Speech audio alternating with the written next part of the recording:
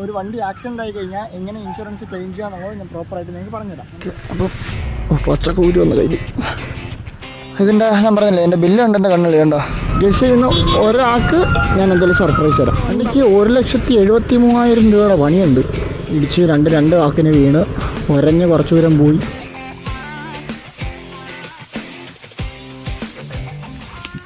എല്ലാ കൂട്ടുകാർക്കും ഓക്സിൻ്റെ പുതിയൊരു വ്ളോഗിലോട്ട് സ്വാഗതം. എനിക്കറിയാം വീഡിയോസ് ഇട്ടിട്ട് കുറേ ദിവസമായി എന്നറിയാം. എന്തായാലും ഇന്നത്തെ വീഡിയോ എന്താണെന്ന് വെച്ചിട്ടുണ്ടെങ്കിൽ നിങ്ങൾ തമിഴിൽ കണ്ട പോലെ തന്നെ നമ്മുടെ വണ്ടി ചെറുതായിട്ടൊന്ന് ആക്സിഡൻ്റ് ആയായിരുന്നു. അപ്പം അവനെയും കൊണ്ട് നമ്മളിന്ന് KTM സർവീസ് സെൻറ്ററിൽ പോവുകയാണ്, കരമനയിലുള്ള. അപ്പോൾ അതൊക്കെ വെച്ചിട്ടൊരു കുട്ടി വ്ളോഗാണ്. എനിക്കറിയാം വീഡിയോസ് ഇട്ടിട്ട് കുറേ ദിവസമായി. ക്യാമറ എൻ്റെ ഇല്ലായിരുന്നു, മാത്രമല്ല ജോലി ഉണ്ടായിരുന്നു എനിക്ക്. സോ ഞാൻ ഡയറക്റ്റ് പോയി ക്യാമറ മേടിച്ചിട്ട് പറഞ്ഞ വഴിയാണ്. എന്തായാലും ഞാൻ പഠിച്ചില്ല, നമുക്ക് നേരെ വീട്ടിലോട്ട് പോകാം. വണ്ടിക്ക് എന്തോന്നൊക്കെ പണികളുണ്ടെന്നുള്ളത് ഞാനിപ്പോൾ പറഞ്ഞുതരാം. അപ്പോൾ ആദ്യത്തെ മെയിൻ പണി, ഞാൻ ഏറ്റവും കൂടുതൽ പ്രശ്നം ഫേസ് ചെയ്തുകൊണ്ടിരിക്കുന്നത് ഇതാണ്. നീ ഈ ക്ലച്ച് നോക്കിയാൽ കാണാൻ പറ്റും. ഈ ക്ലച്ച് നോക്കിയാൽ കാണാൻ പറ്റും. ഒരു എൻ്റെ ഫോക്കസ് ആവട്ടെ. ഉണ്ട്, ക്ലച്ച് നോക്കിയാൽ കാണാൻ പറ്റും. ഈ ക്ലച്ച് ഒരിടം പിടുത്തൊന്നുമില്ല, ജസ്റ്റ് ഈ കേബിളിലാണ് നിൽക്കുന്നത്. അപ്പം അത് ഞാൻ അഡ്ജസ്റ്റ് ചെയ്തൊക്കെ വെച്ചാണ് വീട്ടിൽ നിന്ന് അറ്റം വരെ വന്നത്. രണ്ടാമത്തെ കാര്യം, ഹാൻഡിൽ ബാർ നല്ല രീതിക്ക് ബെൻഡുണ്ട്. നിങ്ങൾക്ക് വണ്ടി ഓടിക്കുന്ന വീഡിയോ വരുമ്പോഴത്തേക്ക് നിങ്ങൾക്ക് മനസ്സിലാവും ഹാൻഡിൽ ബാർ എത്രത്തോളം ബെൻഡുണ്ടെന്നുള്ളത്. രണ്ടാമത് ക്രാഷ് ഗാർഡാണ്. കേട്ടോ, ക്രാഷ് ഗാർഡൊക്കെ വരഞ്ഞ് ഇത് അങ്ങറ്റ വളഞ്ഞ് ഒടിഞ്ഞ് ഇങ്ങ് കയറിയായിട്ടിരുന്നത്. ഞാൻ നിങ്ങൾക്ക് ഫോട്ടോ നിങ്ങൾക്ക് കാണിച്ചു തരാം. അതിന് ഞാൻ നൂത്ത് വെച്ചതാണ്. പിന്നെ അത് നിങ്ങൾക്ക് അവിടെ നോക്കിയാൽ കാണാൻ പറ്റും, ഒരു ചെറിയ ക്രാക്ക് കിടപ്പുണ്ട് അവിടെ, കണ്ടോ. അത് പൊട്ടിയതാണോ ഇല്ലയെന്നുള്ളത് അറിഞ്ഞൂടാ, അത് സർവീസ് സെൻറ്ററിൽ കൊണ്ട് കാണിക്കണം. നാലാമത് ഇതില്ല, ഇത് പോയി. പിന്നെ ഉള്ളത് മെയിൻ ഡിസ്ക് ബെൻഡായിട്ടുണ്ട്, അപ്പം അത് മാറ്റണം. പിന്നെ ഇവിടെ ടാങ്കിന് രണ്ട് സൈഡായിട്ട് ഇവിടെയും ഇവിടെയായിട്ട് ഒരവുണ്ട്. ഞാൻ മിക്കവാറും അത് മാറും. ഇത് മാറ്റേണ്ട ആവശ്യമില്ല ടാങ്ക്, പക്ഷേ ഞാനത് മാറും മിക്കവാറും. ടാങ്ക് കാരണം ഒരുപാട് പഴക്കമുള്ളത് മാത്രമല്ല നല്ല സ്ക്രാച്ചൊക്കെ വീണ് കിടക്കുന്നതുകൊണ്ട് ഞാൻ ടാങ്ക് മിക്കവാറും മാറും. അപ്പം ഇതൊക്കെയാണ് ചെയ്യേണ്ടത്. എന്തായാലും ഞാൻ സർവീസ് സെൻറ്ററിൽ പോയിട്ട് നിങ്ങൾക്ക് ബാക്കി കാര്യങ്ങൾ കാണിച്ചു തരാം. സോ നിങ്ങൾക്ക് നോക്കിയാൽ കാണാൻ പറ്റില്ല ഹാൻഡിൽ ബാറിൻ്റെ ബെൻഡ്. ഇതിൽ എത്രത്തോളം നിങ്ങൾക്ക് കാണാൻ പറ്റുമെന്ന് എനിക്ക് അറിഞ്ഞൂടാ, പക്ഷേ ഹാൻഡിൽ ബാർ നല്ല രീതിക്കുള്ള ബെൻഡുണ്ട് ഇതിൽ,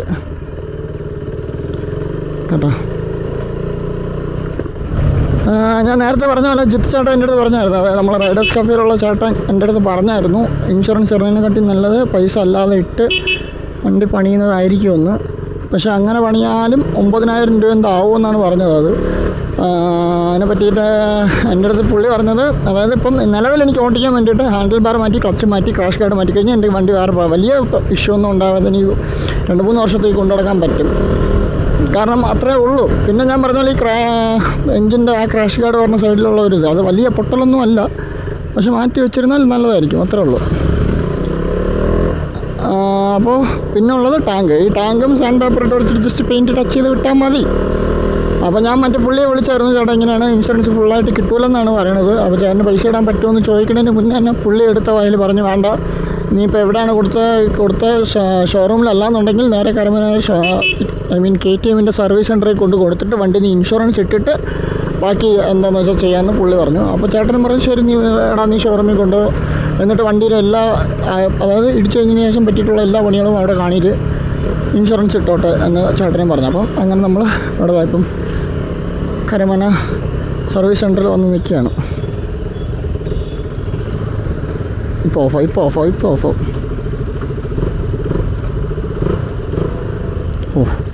കാരണം സാധനം തെന്നി വണ്ടി ചാടി ഓഫാവും.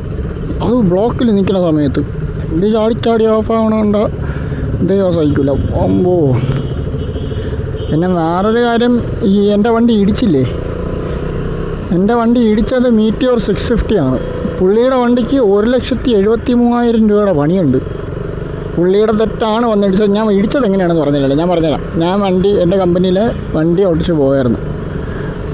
ബാക്കിൽ നിന്ന് എൻ്റെ വണ്ടിയിൽ കമ്പനിയിലുള്ളൊരു ചേട്ടൻ ഫ്രണ്ടിൽ നിന്ന് ഓടിച്ച് പോയായിരുന്നു. അപ്പോൾ ചേട്ടൻ ഇടത് സൈഡിൽ നിന്ന് ഇന്ന് അപ്പുറത്ത് വരാൻ വേണ്ടിയിട്ട് വലത് സൈഡിൽ കയറിയിട്ട് വീണ്ടും ഇടത് സൈഡിലോട്ട് ചേട്ടൻ കയറായിരുന്നു. ആ സമയത്ത് ബാക്കിൽ നിന്ന് എന്നെ ഓവർടേക്ക് ചെയ്ത് ഈ മീറ്റൂറുകാരൻ സ്പീഡിൽ വന്ന് കൊണ്ടങ്ങ് കയറി കൊടുത്ത് എൻ്റെ ഡ്യൂക്കും ഇടത് സൈഡിലോട്ട് കയറിക്കൊണ്ടിരിക്കുന്ന സമയത്ത് തന്നെ അതാണ് ഞാൻ പറഞ്ഞത്.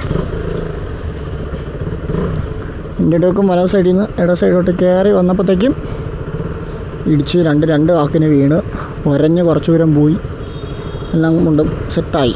പുള്ളിയുടെ വണ്ടിക്ക് പണി കിട്ടി, എൻ്റെ വണ്ടിക്കും പണി കിട്ടി. ഇപ്പോൾ അതോ ഇങ്ങനെ ഇരിക്കുന്നു. നമ്മളിപ്പോൾ ജഗതിയിലാണുള്ളത്. ഞാനെന്തായാലും അങ്ങോട്ട് പോയിട്ട് ബാക്കി കാര്യങ്ങൾ കാണിച്ചു തരാം. ഓക്കെ, നമ്മളങ്ങനെ ഏതാണ്ട് സർവീസ് സെൻറ്ററിൻ്റെ അവിടെ എത്താറ്. എനിക്ക് ചെറിയൊരു ഡൗട്ട്, ഇതിന് സർവീസിൻ്റെ ബുക്ക് വേണമെന്തോ, എങ്കിലേ അവർ സർവീസ് ചെയ്ത് തരും, അങ്ങനെയൊന്നും ഇല്ലല്ലോ അല്ലേ? ഇതിപ്പോൾ സർവീസല്ല, ആക്സിഡൻറ്റ് കേസാണ്. ചെയ്തു തരുമായിരിക്കും, പോയി ചോദിച്ചു നോക്കാം എങ്ങനെയാണ് എന്താണെന്നുള്ളത്. ഇവിടെ ആയിരുന്നു സാധനം, നിങ്ങളല്ല ആദ്യമായിട്ടാണ് ഇങ്ങോട്ട് പറഞ്ഞത്. അതായിരിക്കും KTM. Okay, set. നമുക്ക് എന്തായാലും പോയി ചോദിച്ചു നോക്കാം.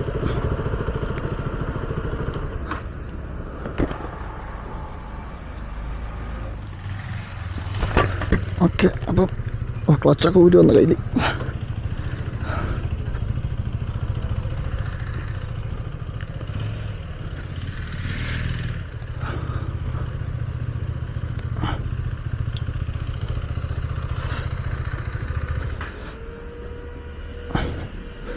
വണ്ടി എസ്റ്റിമേറ്റ് ഇട്ട് നാളെ കിട്ടും.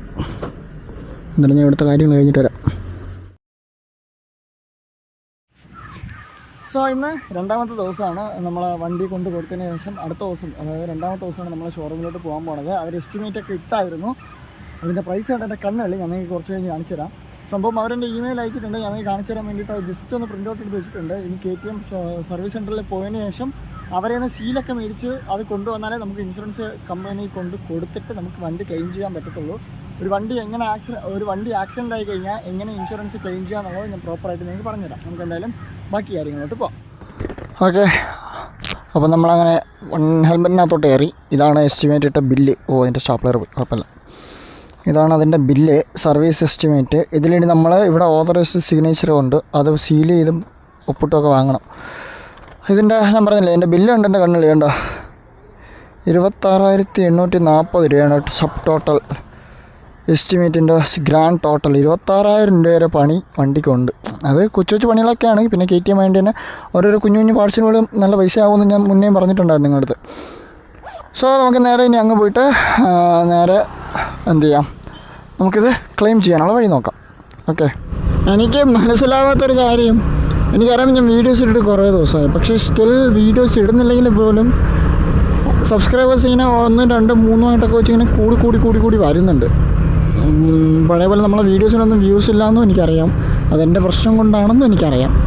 ഇപ്പം ഞാൻ ജോലിക്ക് പോണത് ഐസ്ക്രീം കമ്പനിയിലാണ്. അവിടെ സെയിൽസ് എക്സിക്യൂട്ടീവായിട്ടാണ് പോണത്. അതായത് വണ്ടിയിൽ ഐസ്ക്രീമുകളൊക്കെ ഓരോരോ സ്ഥലത്ത് കൊടുത്ത് അങ്ങനെ പോണതാണ്.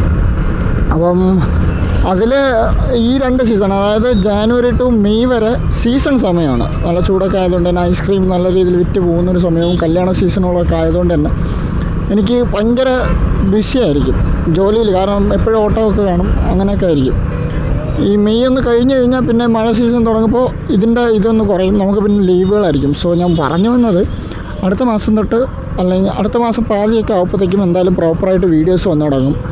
മനസ്സിൽ 2-3 വീഡിയോസൊക്കെ പ്ലാൻ ചെയ്ത് വെച്ചിട്ടുണ്ട്. ഞാൻ പറയാൻ വിട്ടുപോയൊരു കാര്യം, നമ്മൾ വണ്ടി എന്തായാലും സർവീസ് സെൻ്ററിൽ കയറ്റുമല്ലോ, അപ്പോഴത്തേക്കും വണ്ടിയിലൊരു ചേഞ്ച് വരും എന്തായാലും. പിന്നെ പറയാനുള്ളൊരു വേറൊരു കാര്യം, ഇന്ന് അതായത് മെയ് 14-ാം തീയതി നമ്മളെ വണ്ടി എടുത്തിട്ട് 1 വർഷം തികയുന്ന ദിവസമാണ്. ഇന്ന് ടെസ്സയുടെ ബർത്ത്ഡേ കൂടെയാണ്. എൻ്റെ കൈ കിട്ടിയിട്ട് ഈ 1 വർഷമായിട്ട് എനിക്ക് ടെസ്സ ഇന്നേവരെ വലിയ പണികളൊന്നും തന്നിട്ടില്ല. ഉള്ള കൊച്ചു പണികളെല്ലാം ഞാൻ ചെയ്ത് തീർത്തു. ഇനി ഇപ്പോൾ കിട്ടിയ ആക്സിഡൻറ്റ് കൂടെ ഉള്ളൂ, വേറെ വലിയ പണികളില്ല. പിന്നെ ഉള്ള കൊച്ചു പണി, മറ്റേ ഡിസ്ക് മാറ്റണതൊക്കെ ഇതിൻ്റെ കൂടെ കയറി പോവും, ഇൻഷുറൻസ് ക്ലെയിമിൻ്റെ കൂടെ കയറി പോകും അതെന്തായാലും. സോ വണ്ടിക്ക് പിന്നെ ഇറങ്ങുന്ന സമയത്ത് പണികളൊന്നും ഉണ്ടാവില്ല. മാത്രമല്ല വണ്ടിയിലൊരു മേജർ ചേഞ്ച് ഉണ്ടാവും. വണ്ടി തിരിച്ച് എൻ്റെ കൈ കിട്ടുന്ന സമയത്ത് വണ്ടി ഇരിക്കണ പോലെ ആയിരിക്കില്ല. സോ അത് ഗസ് ചെയ്യാൻ പറ്റുന്ന ആർക്കെങ്കിലും ഉണ്ടെങ്കിൽ, അതായത് എന്ത് ചേഞ്ച് ആയിരിക്കും വരാൻ പോകണമെന്നുള്ളത് നിങ്ങൾക്ക് ഗസ് ചെയ്യാൻ പറ്റും. ഗസ് ചെയ്യുന്ന ഒരാൾക്ക് ഞാൻ എന്തെങ്കിലും സർപ്രൈസ് തരാം. എന്താണെന്നൊന്നും ഞാൻ പറയില്ല. എൻ്റെ അപ്പോഴത്തെ അവസ്ഥ പോലെ നിങ്ങൾക്ക് ഞാനൊരു സർപ്രൈസ് തരും. ചിലപ്പോൾ അത് എൻ്റെ കൂടെ എന്തെങ്കിലും റൈഡ് വല്ലതും ആയിരിക്കും, ഒരു കുട്ടി റൈഡ് വല്ലതും ആയിരിക്കും, അല്ലെങ്കിൽ എന്തെങ്കിലും. എന്താണെന്നൊന്നും ഞാൻ പറഞ്ഞ് ഇപ്പോൾ വാക്കൊന്നും തന്നില്ല. ആരെങ്കിലും അത് കറക്റ്റായി ഗസ് ചെയ്യണ ഒരാൾക്ക് ഞാനത് ചൂസ് ചെയ്തിട്ട് തരാം. ഓക്കെ, അപ്പോൾ എന്നാലും നമുക്ക് പോകാം. ഞാനിപ്പോൾ നേരത്തെ എത്തി, നമുക്ക് കരമന വരെ പോകണം. എന്തായാലും ഇനി ബാക്കി ഞാൻ ഷോറൂമിൽ ചെന്നിട്ട് കാണിച്ചു തരാം.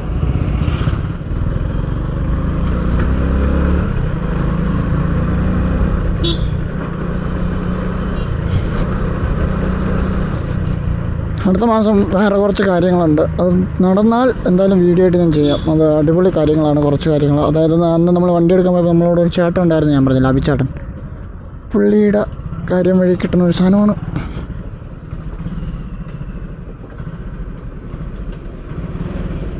എവിടെയാണോ എന്തോ നോക്കട്ടെ.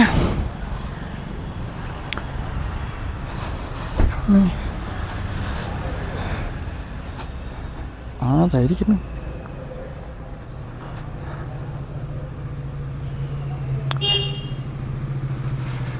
ഞാൻ വിളിച്ചിരുന്നു മറ്റേ ഇൻഷുറൻസ് ക്ലെയിമിൻ്റെ മറ്റേ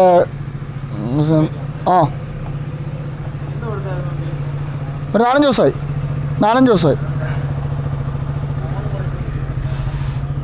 ഓക്കെ, അതായി ശരി. വണ്ടി ഇതായിരിപ്പുണ്ട്. ഒന്നും പണിതൊന്നുമില്ല കേട്ടോ.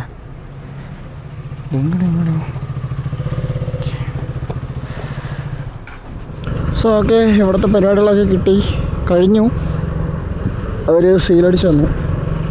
ഇനി നമുക്ക് നേരെ ഇൻഷുറൻസിൻ്റെ അവിടെ പോയിട്ട് നമ്മുടെ പാസ്ബുക്കിൻ്റെ കോപ്പി, ആധാർ കാർഡിൻ്റെ കോപ്പി, ലൈസൻസിൻ്റെ കോപ്പി, വണ്ടിയുടെ RC ബുക്കിൻ്റെ കോപ്പി എന്നിവയൊക്കെ ചേർത്തിട്ട് അവർ ഇൻഷുറൻസ് ക്ലെയിം ചെയ്യാണ്ട് ഒരു ഫോമും തരും. അതും ഫില്ല് ചെയ്തിട്ട് നമ്മൾ അവിടെ കൊടുക്കണം. അതാണ് ഇനിയുള്ള ടാസ്ക്. ഇനി എന്തായാലും ഞാൻ അതൊക്കെ കൊടുത്തിട്ട് വീട്ടിൽ പോയിട്ട് ബാക്കി കാര്യങ്ങൾ കാണിച്ചു തരാം. നമ്മളിനി നേരെ ആകാശിൻ്റെ വീട്ടിലോട്ടാണ് പോകണം. ഞാൻ പറഞ്ഞില്ലേ, GoPro ഉണ്ട്, അവൻ്റെ കൊടുക്കണം. ശരി എന്നപ്പം. സോ അങ്ങനെ നമ്മളിപ്പം വീട്ടിലാണ് വന്നിരിക്കുന്നത്. കാര്യങ്ങളൊക്കെ കഴിഞ്ഞു. ഞാൻ എന്തൊക്കെ ചെയ്തു എന്നുള്ളത് വ്യക്തമായിട്ട് പറഞ്ഞുതരാം. അതായത് ആക്സിഡൻ്റ് ആയ വണ്ടി എങ്ങനെ ഇൻഷുറൻസ് ക്ലെയിം ചെയ്യുക എന്നുള്ളത് വ്യക്തമായിട്ട് നിങ്ങൾക്ക് പറഞ്ഞുതരാം. നമ്മൾ വണ്ടി ഇപ്പോൾ ആക്സിഡൻ്റ് ആയിക്കഴിഞ്ഞാൽ ഒന്നിൽ നേരെ കൊണ്ട് സർവീസ് സെൻറ്ററിൽ കയറ്റുക. സർവീസ് സെൻറ്ററിൽ കയറ്റിയതിന് ശേഷം അവിടെ നിന്ന് ഇൻഷുറൻസ് ക്ലെയിം ചെയ്യാൻ വേണ്ടിയിട്ട് എസ്റ്റിമേറ്റ് ഇട്ട് തരണമെന്ന് പറയുക. അപ്പോഴത്തേക്ക് അവർ അപ്പോഴോ അല്ലെങ്കിൽ ഒരു ദിവസം കഴിഞ്ഞാൽ ഒരു എസ്റ്റിമേറ്റ് ഇട്ടിട്ട് റെഡിയാക്കി തരും. എന്നിട്ട് നിങ്ങൾ ആ എസ്റ്റിമേറ്റ് വാങ്ങിച്ചതിന് ശേഷം നിങ്ങളുടെ പാസ്ബുക്കിൻ്റെ കോപ്പി, ആധാറിൻ്റെ കോപ്പി, ലൈസൻസിൻ്റെ കോപ്പി, വണ്ടിയുടെ RC ബുക്കിൻ്റെ കോപ്പി, ഇൻഷുറൻസ്, ഇത്രയും സാധനങ്ങളായിട്ട് നിങ്ങളുടെ ഇൻഷുറൻസ് കമ്പനിയിൽ പോയതിന് ശേഷം എല്ലാം കൂടി ഒന്ന് സബ്മിറ്റ് ചെയ്യുക. അതിനുശേഷം അപ്പോഴേ തന്നെ വെരിഫിക്കേഷൻ വേണ്ടിയിട്ടായിട്ട് original RC book, licence, Aadhaar, പാസ്ബുക്കൊക്കെ ചോദിക്കും. അതൊക്കെ കയ്യിൽ വെച്ചിരിക്കുക. എന്നിട്ട് അവർക്ക് ഡയറക്റ്റ് കൊടുത്തതിന് ശേഷം ബാക്കി എല്ലാ കാര്യങ്ങളും അവരും KTM നിങ്ങളുടെ സർവീസ് സെൻറ്ററുമായിട്ട് ഡീൽ ചെയ്തോളും. പിന്നെ നമ്മൾ ഇടപെടേണ്ട ആവശ്യമില്ല. ഇതിപ്പം ഞാൻ എല്ലാം കൊണ്ട് കൊടുത്തിട്ടുണ്ട്. അപ്പം ഇനി നമുക്ക് വണ്ടി കിട്ടാൻ വേണ്ടി വെയിറ്റ് ചെയ്യാം. എന്തായാലും ഇന്നത്തെ വീഡിയോ ഇത്രയൊക്കെ തന്നെയാണുള്ളത്. വീഡിയോനെ പറ്റിയിട്ടുള്ള അഭിപ്രായങ്ങളും കാര്യങ്ങളൊക്കെ കമൻറ്റായിട്ട് രേഖപ്പെടുത്തുക. പതിയെ ഓരോ വീഡിയോസായിട്ട് വരുന്നുണ്ടായിരിക്കും. So make sure to subscribe my channel. മറ്റൊരു വീഡിയോ കാണുന്നതായിരിക്കും. Missing oxygen. See you in the next video. Till then, bye.